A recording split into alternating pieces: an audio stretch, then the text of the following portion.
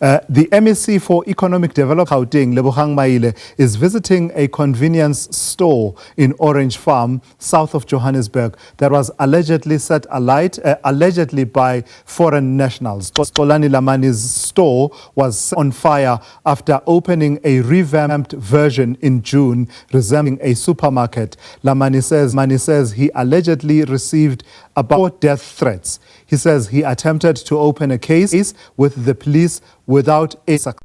Let's go to SABC News reporter who is on the ground for us in Orange Farm. A shocking incident, the details still sketchy, Calvin, but coming through in the last one. What have you been able to piece together in your reporting around this story?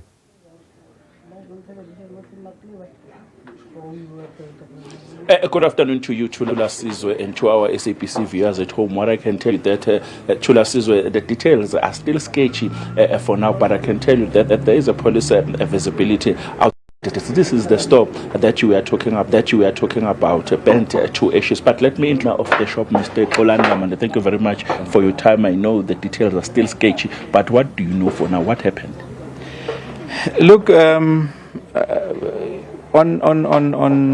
Sunday, this past Sunday, we had a couple of threats here, and these were the follow-ups after a phone call that we received about June, end of June, beginning of July. There's a phone call that we've received from an unknown number from a guy that sounds like a Basotho national. And this gentleman warned us that when we were doing the restaurant only, it was okay. And now we've trampled with his boss's daily bread by opening the supermarket side of the business. So the supermarket side has only been trading for 3 months, June, July, and this past Monday, August, it was burnt down. But for the last 3.5 years, when we were operating the restaurant, nothing happened. We were trading properly and we had no issues. We closed at 10 and on a daily basis, and there was nothing, no threats. It only started happening when we opened this, and we've got a phone call, like I said, and then that phone call was followed up by on site. And we did go and report all these matters to the SAPS, and we also ran the registration numbers of the vehicles that were here. So like you said, the matter is still a bit sketchy. We can't really pinpoint and say this is the person that did this. However, all indications are around that it could be foreign nationals that were sending us all those threats. Have you opened the case? Are the police assisting you? In terms of the arson that happened here, yes, there is a case that has been opened.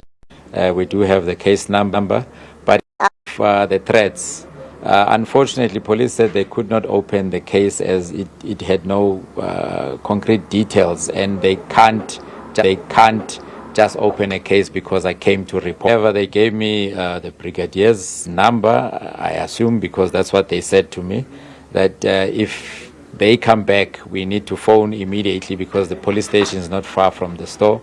Then they will come here and apprehend the guys on site, and then only then they can officially open a case and be able to deal with it. How many people have you employed here? We've got 6 people that were working here, and one is currently on maternity leave. The other 2 are students, and then there's also other permanent people. The balance of that is the permanent staff members. This is a huge setback. It is quite a huge setback, and the unfortunate part about this is my staff members. Yes, for me also in a big way, but also for my staff members, because we've created employment here in this area that is much needed. And whoever did this, if it is foreign nationals, the sad thing about foreign nationals is that they don't employ anyone from South Africa or anyone in the community. So we are the only business around the area that is, one, compliant with everything that is required to set up a business. We've got business license. We've got everything that is been required. Our tax clearance certificates are valid. So as opposed to our competitors, I'll call them competitors because that's what they are. We're selling the same thing. So as compared to them, they're not blind with anything. They don't employ people from here.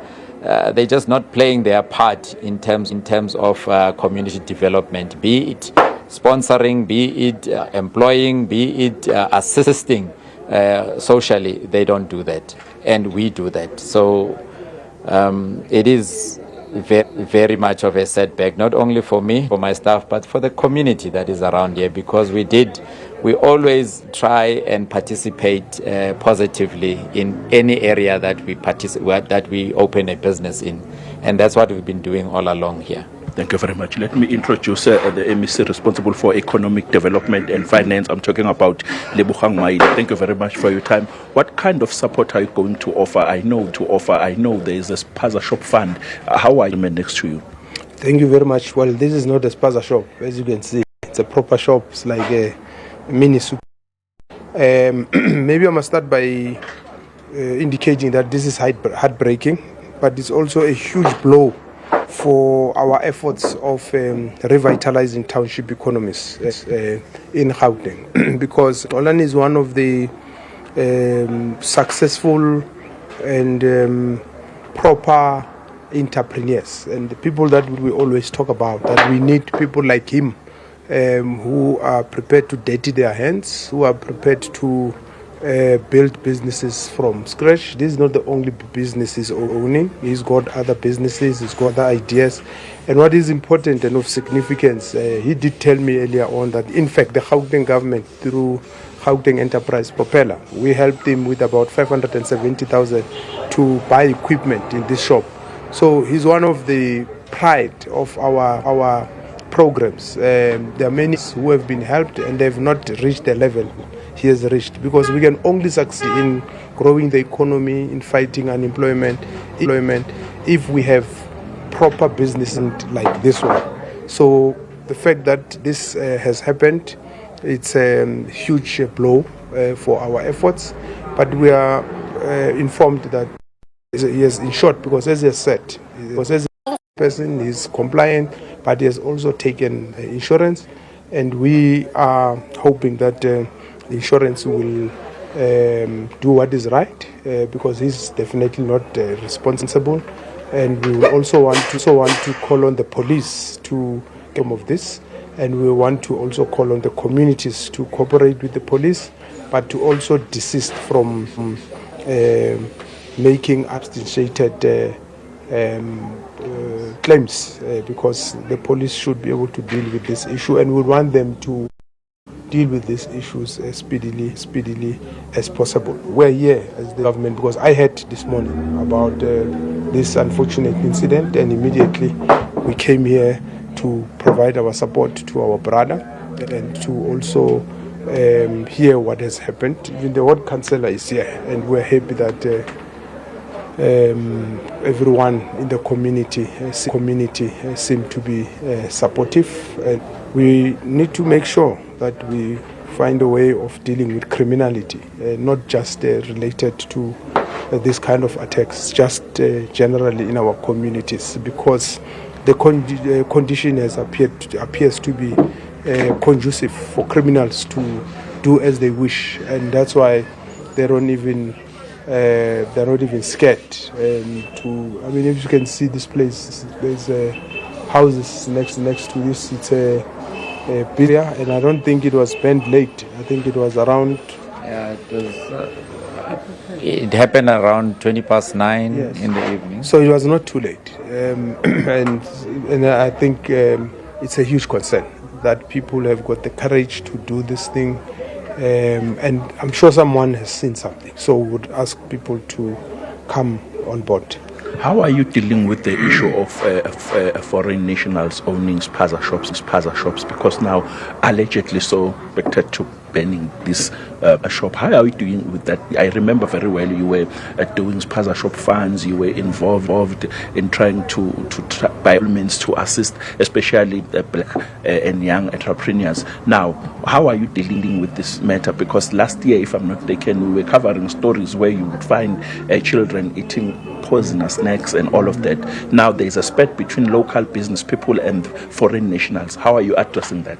Yeah, well, the program of Spaza shops and the funding that has been made available is still continuing. As you know, there was about 500 million at the national level. Would like to encourage those who have registered. When we had that asking people to register, those who have registered their businesses and who qualify, who comply, must apply for those funds. That's one. But two, the continuous of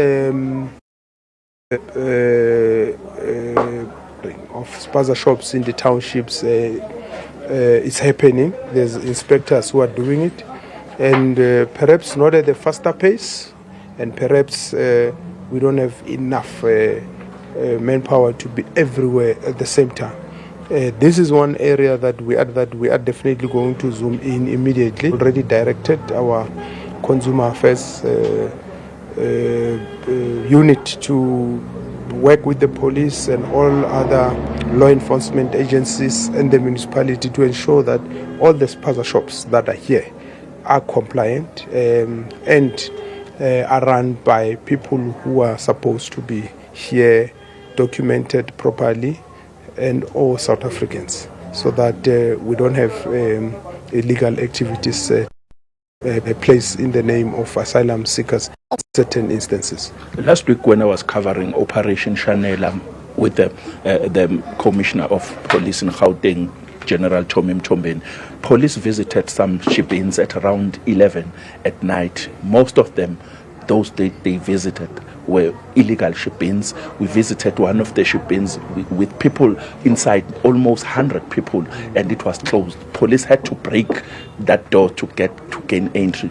How are you addressing the issue of illegal ship-ins? Because police are saying that, Mr. Maile, it's a problem for them because those people might get robbed when they go back to their houses, and they are not even, some of those places are not even compliant. How are you dealing with that, illegal ship-ins? Yeah, the police are correct, because if you don't know and you don't have a register of ship-ins and the liquor outlets, it'd be difficult for the police to plan how to fight crime, to monitor as well.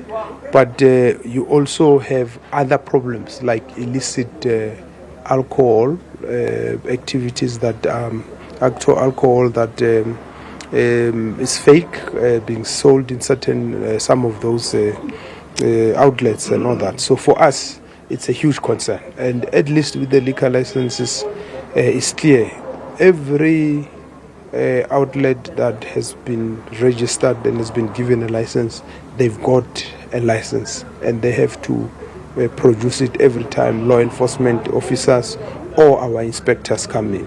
And if they can't produce that, the law must take its course. They must close, and they know what to do. In certain instances, they confiscate the alcohol, because those people are not authorized to sell the alcohol, and they close the places. But they must also arrest the people who are selling illegal alcohol. So we want to encourage the police to do their work and to be aggressive and go all out in making sure that those who don't comply, they shouldn't negotiate with them. We, on the other side, are working with our liquor board to ensure that those who qualify, because there are issues like in Endra, town planning issues, which are historic, which are huge, and are beyond the department and the traders. We will bring new regulations to ensure that deal with those weaknesses, to be able to ensure that people who qualify to trade are not unfairly disqualified because of issues that are beyond them and that are not of their own creation. What are the penalties, though? Because we saw even a 13-year-old boy who was inside that tavern at 11:30 drinking alcohol with old people. The owner was there, present. How are you dealing with such, especially when it comes to penalizing those owners? No, the law is clear. I think they must be arrested. They must appear before the court, and the court will impose sanctions which are prescribed in the Liquor Act. But definitely the law prohibits selling of alcohol to kids under 18. The law prohibits selling alcohol without a license, because the advantage of having a license, it means you have undergone all the different stages and you comply with things like fire, the place is properly zoned, and all other issues. So it is important and non-negotiable that people must have a license to sell alcohol. Last question before I release you. Are you experiencing a backlog when it comes to issuing of liquor licenses? Yes, we do, unfortunately. And we will be, I think, because you will remember we have appointed a committee of inquiry to deal with all outstanding issues related to alcohol or province, whether the sale of alcohol, the compliance issues, and many other related issues. So we do have a backlog, and we have put systems in place to deal with that. And that's another disadvantage, because some of the people go to court and they end up operating without a license, because the court has ordered that we must give them licenses. And in those instances, you find that ordinarily they might not qualify to get the license, but because there's a court order, you are now obliged to help those people. So we are dealing with those issues. We are on course, and we are happy with the progress that the committee of inquiry is making. And I think they are on the verge of completing their work in the next 5 weeks, and then will to release the report, the recommendations, and action those. What happened here should not be a threat to local business people. Definitely, as the government, we will do everything in our power to protect South Africans and their interests. We will not allow a situation where criminality is given space and criminality triumphs over hard-working, dedicated entrepreneurs like Xolani, who are very important players for our economy, local economies, but also who are creating jobs. So they deserve to be protected at all costs by government. And that's why I'm saying the police must get to the bottom of this, and the community must at all times make sure that they work with entrepreneurs like him. They protect him. They must not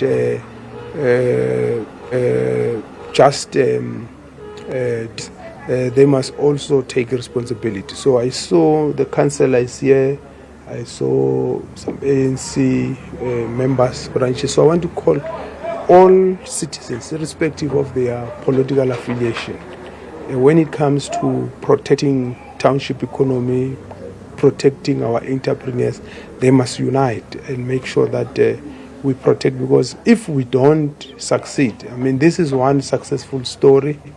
You can imagine if it's multiplied throughout the province, it means we will reduce unemployment. So we have to make sure that these efforts and the entrepreneurs are protected by all our people. Are these incidents familiar, though, in this province? Yes, but they are not as rife. I think from time to time there will be incidents of this nature. I remember there was one in Heidelberg, there was one in I think Everton or Sebokeng, somewhere, sometimes Sharpeville, yes. So, but they are not as rife. And if we don't nip them in the bud, people will think it's okay to do this. They will think it's easy, they get away with it, and there are no consequences. So we have to nip them in the bud and make sure that it's not easy, and people get scared to even try. The fact that there's people who've got the gun and there's not been arrest as yet, I think it's concerning, because it might give them encouragement to continue doing this thing, and they might have perception that it's a right thing to continue doing such illegal activities. Thank you very much. Please remain where you are. We would ask you to give us a sound bite of Isingoni and Isitswana. Thank you very much. That was the MEC responsible for economic development and finance here in Gauteng Lebogang Maile. Next to him is Xolani, the owner of this business. Of time, back to you in Auckland Park. All right, thank you for that. That's Calvin Dludla reporting there for us out of Orange Farm. Look out for more of his reporting on that story.